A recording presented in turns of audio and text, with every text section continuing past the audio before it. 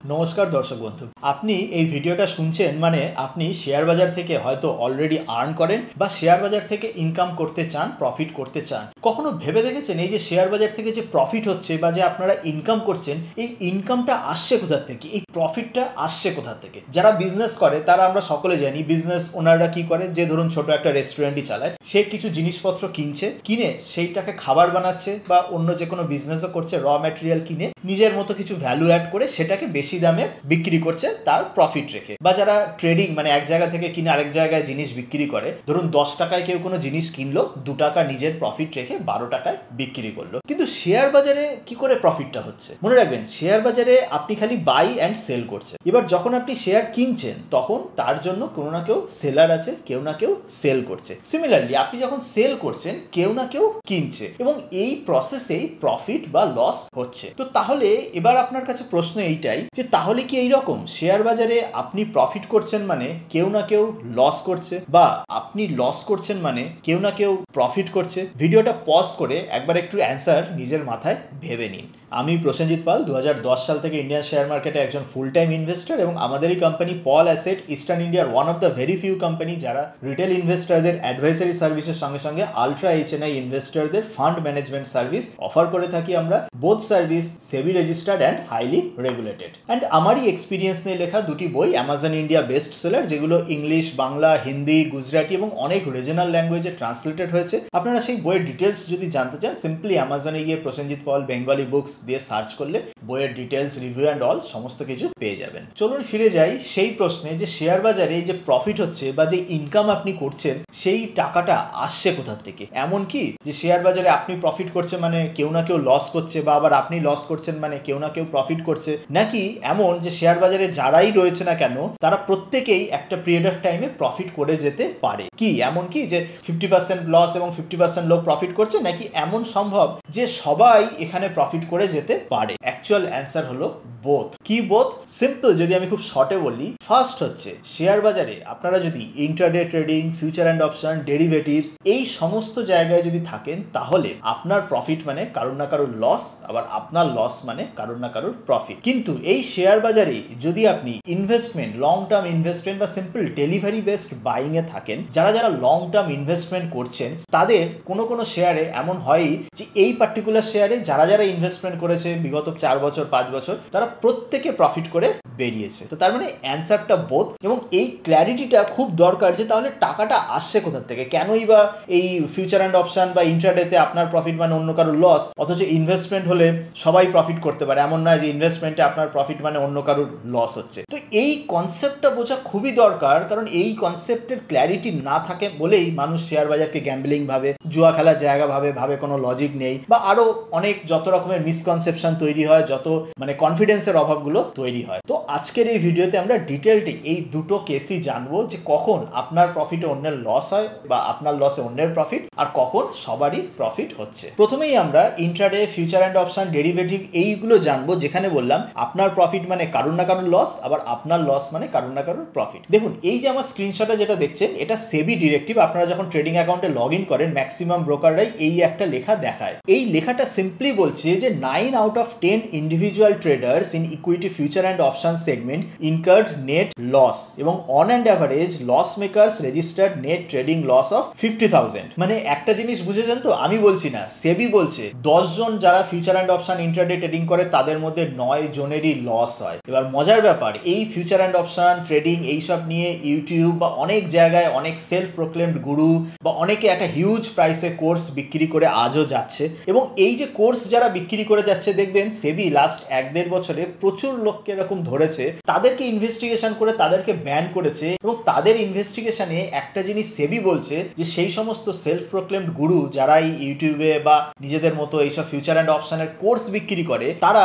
নিজেরা ট্রেডিং থেকে যত না ইনকাম করেছে তার থেকে বেশি কোর্স বিক্রি করে ইনকাম করেছে প্রচুর এরকম এক্সাম্পল আছে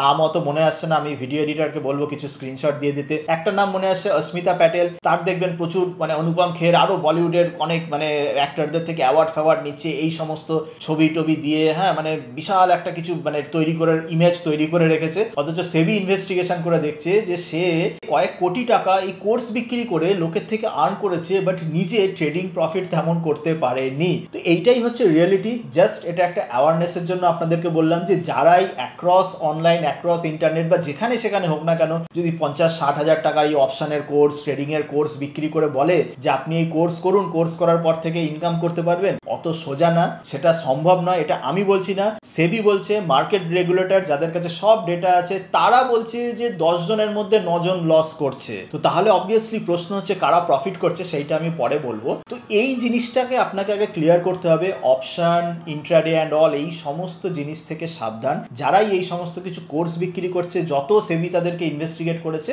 একটা জিনিসই প্রমাণ হয়েছে, তারা কোর্স বিক্রি করে বেশি আর্ন করে, নিজেরা ট্রেডিং করে আর্ন করতে পারে না। এবার অবভিয়াসলি আপনারা বলবেন যে আমিও তো কোর্স বিক্রি করি। মনে রাখবেন, আমি কোনো ট্রেডিং এর কোর্স বিক্রি করি না, আমার কোর্সের প্রাইস অনেক কম, আমরা খালি লং টার্ম ইনভেস্টমেন্টের কোর্স বিক্রি করি, এবং আমরা যে কোর্স বিক্রি করি সেখানে no discount, no sale call. আমি আপনাকে একবারও রিকোয়েস্ট করবো না যে আপনি কোর্স করুন বা কোনো রকম মার্কেটিং, কিচ্ছু না। যদি আপনার দিক থেকে মোটিভেশন থাকে তবেই করবেন, না হলে করবেন না, আমাদের কিচ্ছু যায় আসে না। এবং মোস্ট ইম্পর্টেন্টলি আমাদের যে কোর্স আছে সেখানে একটা ক্লিয়ার কথা বলা আছে, এমন নয় যে আপনি আমাদের কোর্স করেই তারপর থেকে প্রফিট আর্ন করতে পারবেন। এখান থেকে শেয়ার বাজার থেকে প্রফিট করা ইটস নট দ্যাট ইজি, একটা অনেক লেন্দি, অনেক টাইম সাপেক্ষ ব্যাপার। হ্যাঁ, আমাদের কোর্স করলে যেটা আপনার হবে, আপনার বেস ক্লিয়ার হবে, যে আপনার যে আন্ডারস্ট্যান্ডিং যেটা, সেইটার আপনি অনেক ক্ল্যারিটি পাবেন। তো এনিওয়েজ, এইটা হলো একটা পার্ট। আবার চলে যাই যে সেবি বলছে যে 10 জনের মধ্যে 9 জন ফিউচার অ্যান্ড অপশন থেকে লস করছে, যারা ইন্ডিভিজুয়াল ট্রেডার। তাহলে প্রফিটটা কে করছে? প্রফিট করছে অনেক বড় বড় ইনস্টিটিউশন।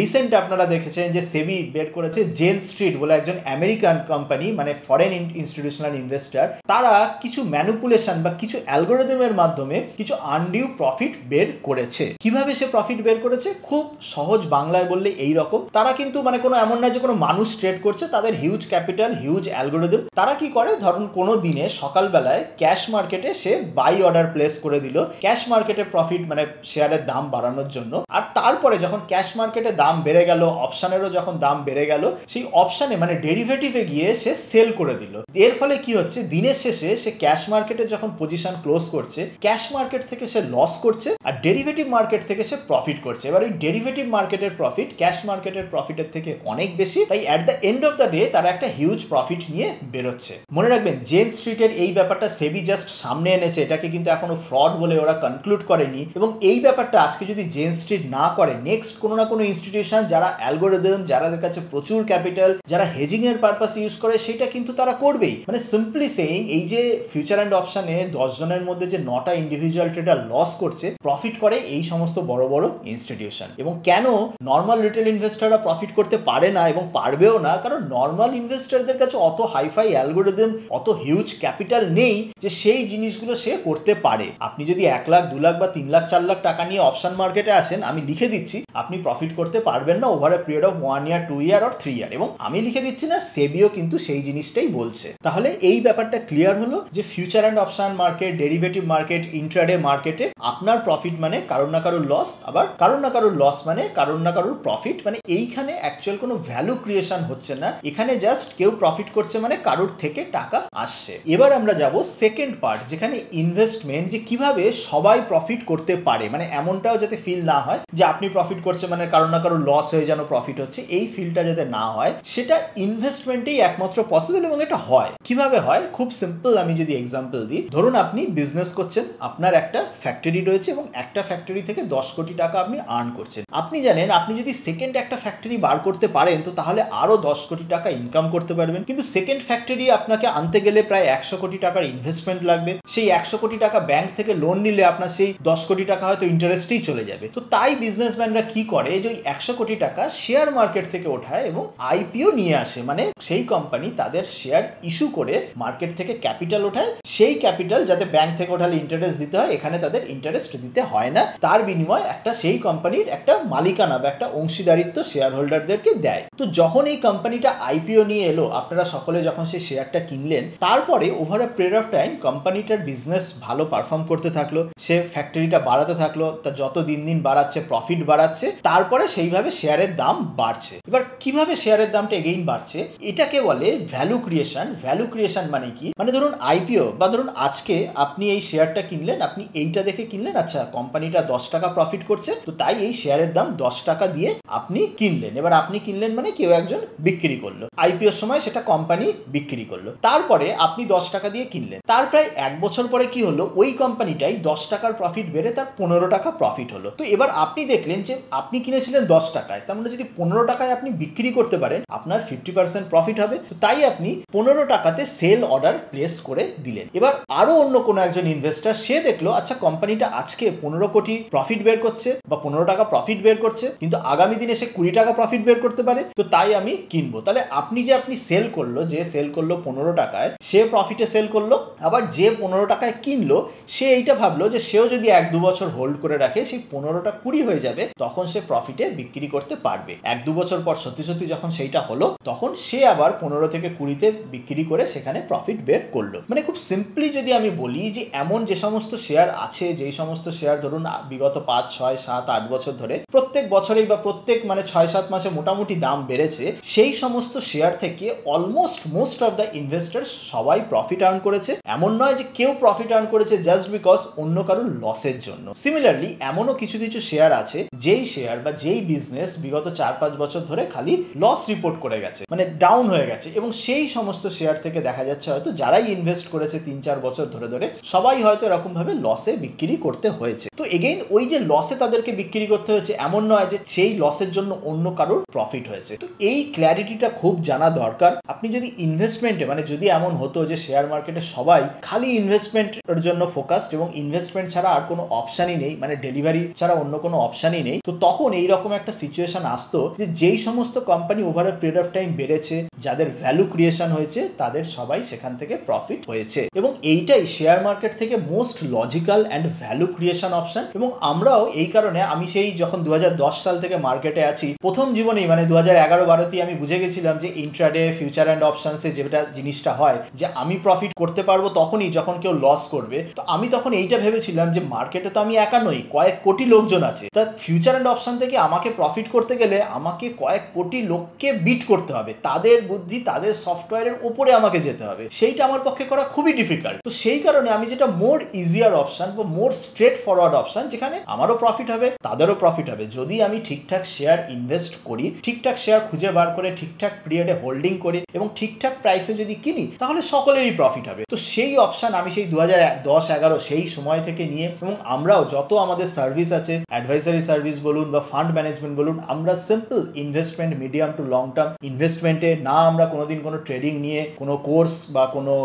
টিপস কোনো কিছু বিক্রিও করি না, কোনো কোর্সও অফার করে থাকি না। আমাদের সমস্ত offering is based on medium to long term investment and backed by lot of fundamental and lot of analysis. এবং সেই সমস্ত সবকিছু করে একটা কনক্লুশনে আজ অব্দি তো আমরা পৌঁছেছি যে শেয়ার মার্কেটের থেকে বেটার ভ্যালু ক্রিয়েশন জায়গা আর কিছুই নেই। এবং এমন একটা ফিল্ড শেয়ার মার্কেটে যেখানে প্রত্যেকটা স্টেক হোল্ডারের বেনিফিট হচ্ছে। কেমন ভাবে, যেমন বললাম, যখন একটা বিজনেস ওনার আইপিও নিয়ে আসে, তো সে একটা বিজনেস ওনার, সে ব্যাংকের লোনে নিয়ে যদি তার বিজনেস বাড়াতে চায়, দেখা যাচ্ছে 5 বছর 10 বছর লেগে যাবে। কারণ যদি কারোর 100 কোটি টাকার বিজনেস থাকে, ব্যাংক ওই 100 কোটির লোন দেয় না, অনেক কম লোন দেয়। কিন্তু সেই বিজনেস ওনার এই ক্যাপিটাল মার্কেটই এমন জায়গা, এখান থেকে টাকা তুলে কোনো ইন্টারেস্ট না করে সেই বিজনেস ওনার যদি পরিশ্রম করে, যদি অনেস্টির সঙ্গে তার বিজনেসকে ধীরে ধীরে বড় করে, তাহলে সেই বিজনেস ওনারেরও যেমন প্রফিট, বিজনেস ওনারেরও যে শেয়ার হোল্ডিং থাকছে সেইখান থেকেও সে মিলিয়নিয়ার, বিলিয়নিয়ার, তার যেমন ওয়েলথ ক্রিয়েট হচ্ছে, তেমন ভাবে তার শেয়ার যত লোকে কিনেছিল তারাও কিন্তু আস্তে আস্তে ভ্যালু ক্রিয়েশন এবং ওয়েলথ ক্রিয়েশন করে তারাও তাদের ওয়েলথ মাল্টিপ্লাই করে। মানে প্রপার ইনভেস্টমেন্টের দিকে যদি আপনি তাকান,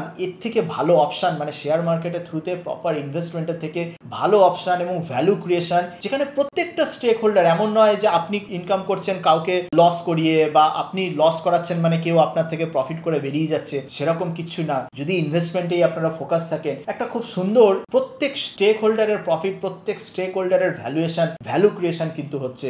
ওয়ান অ্যান্ড অনলি আপনি যদি প্রপার লজিক, প্রপার অ্যানালিসিস নিয়ে ইনভেস্টমেন্টে থাকেন এবং প্রপার টাইম ধরে যদি শেয়ারসে হোল্ড করেন। আপনি আপনার মতামত কমেন্ট সেকশনে জানাবেন যে সত্যি আপনার এই এতটা যতটা ভিডিওতে বললাম সেই রকম ক্ল্যারিটি ছিল নাকি নতুন কিছু জানতে পারলেন সেটা জানাবেন। নতুন কিছু শিখতে পারলে অবশ্যই একটা লাইক করে দেবেন এবং হ্যাঁ, এই জাতীয় ভিডিও আগামী দিনেও পাওয়ার জন্য চ্যানেলটাকে খালি সাবস্ক্রাইব করলেই হবে না, সাবস্ক্রাইব করে নোটিফিকেশন বাটনে ক্লিক করতে হবে, তবেই ইউটিউব আপনার হোম পেজে আমার আগামী দিনের ভিডিও কিন্তু নিয়ে আসবে। চলুন আজকের মতো এই পর্যন্তই, দেখা হবে অন্য কোনো দিন অন্য কোনো টপিক নিয়ে। ততদিন ভালো থাকবেন, হ্যাপি ইনভেস্টিং।